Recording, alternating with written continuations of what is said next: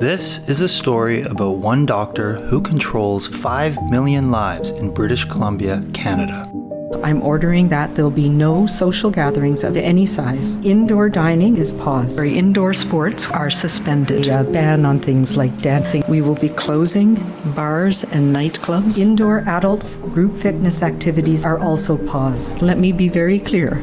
There are no exceptions to the rules. For this next few weeks, bend that curve to flatten this curve. Flatten that curve. Flattening, a falling off of that curve. We have flattened our curve in the past, and we will do it again. She was one of my heroes. But for 2 years, the BC masses have endured the longest, most severe socioeconomic restrictions since World War II. Still, there is no agreed endpoint to the restrictions.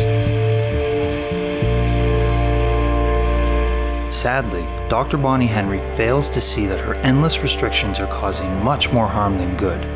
And in this video, I will show why.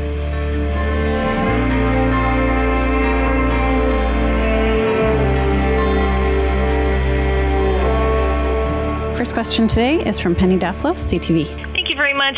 Dr. Henry, I just wanted to start with you. What is your goal right now? In terms of what? Obviously, we want to, our goals have not changed. Our goals are to reduce serious illness and deaths, so morbidity and mortality from the pandemic.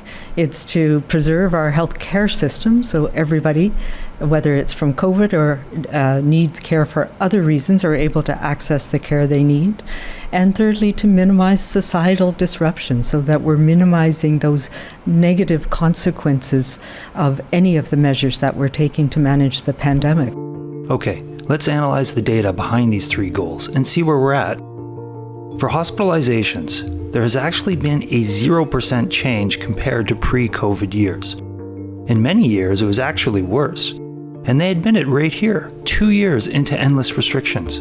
8,778 inpatients in BC hospitals. That's an occupancy rate of 95.1%. Typically, it's more than 100% at this time of year, should be said.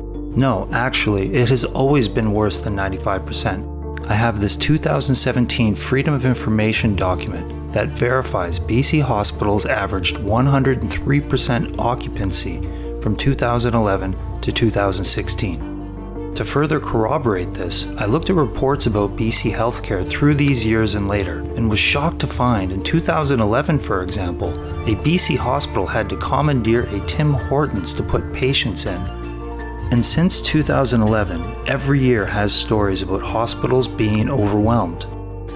And for all these pre-COVID years, the healthcare system did not collapse.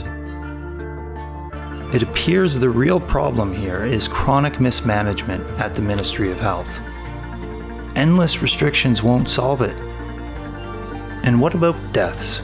The median age of death from COVID is 82 years old. COVID is the 8th leading cause of death, causing just under 3%. Overdoses kill far more people. And influenza came in at 9th place just after COVID. Of course, all deaths are bad, but is it proportionate to continually harm all of society endlessly for a 3% increase in death? And finally, her third goal, to minimize social harm. Unfortunately, the data shows that Dr. Henry's restrictions have led to mass trauma, leaving no one unscathed and harming many irreparably. This trauma can be categorized as psycho, socio, econo, and biotrauma. Let's look at the evidence. For psychotrauma, there's been a tripling of suicidal children in the second year of restrictions. Over twice as many children have eating disorders. A doubling of depressed children. In adults, an exponential increase of depression and suicidal thinking.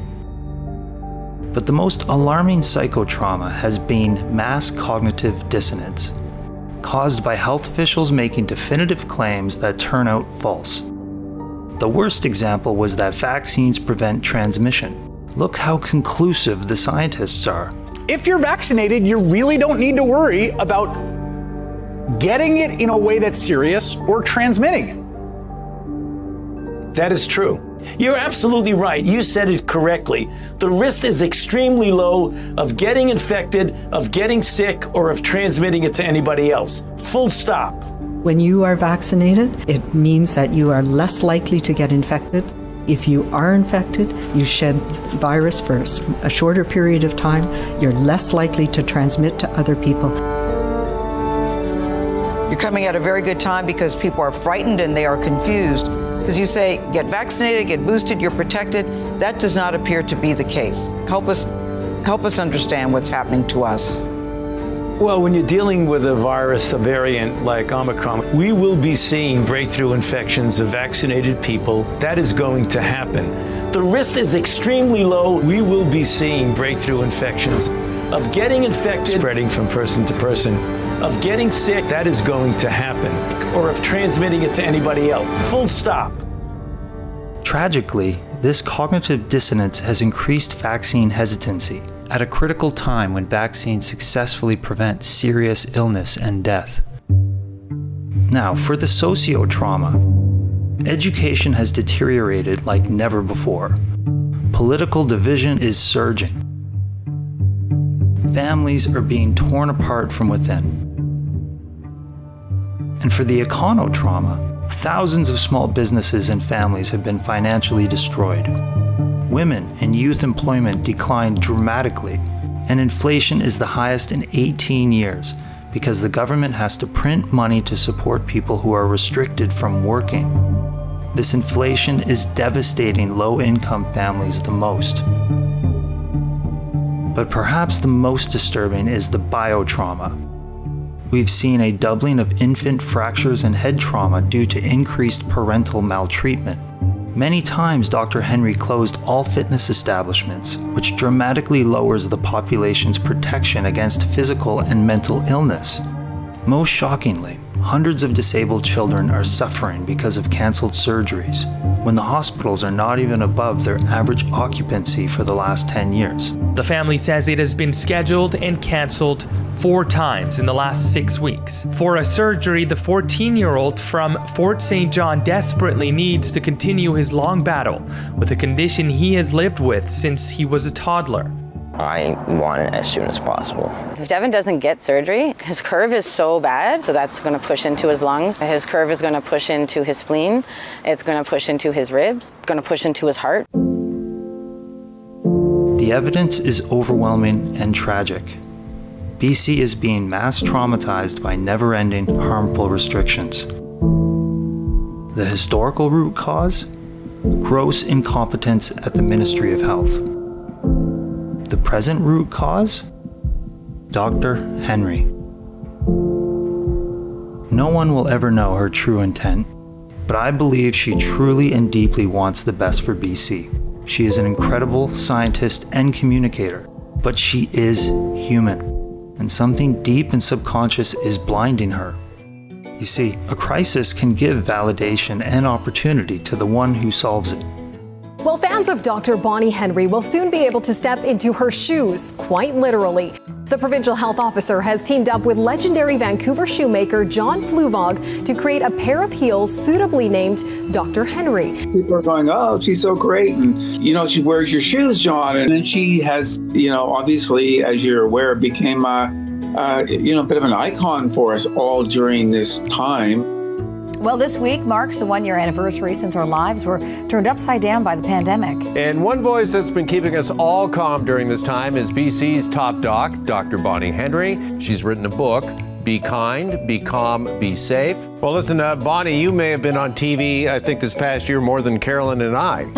And has it really surprised you, kind of this celebrity status that you now have? You even had a pair of shoes named after you.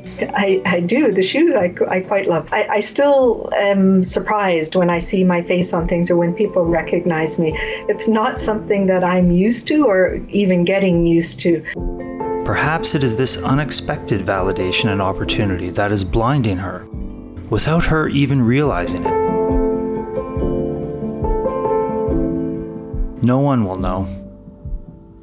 And for now, all we can do is wait.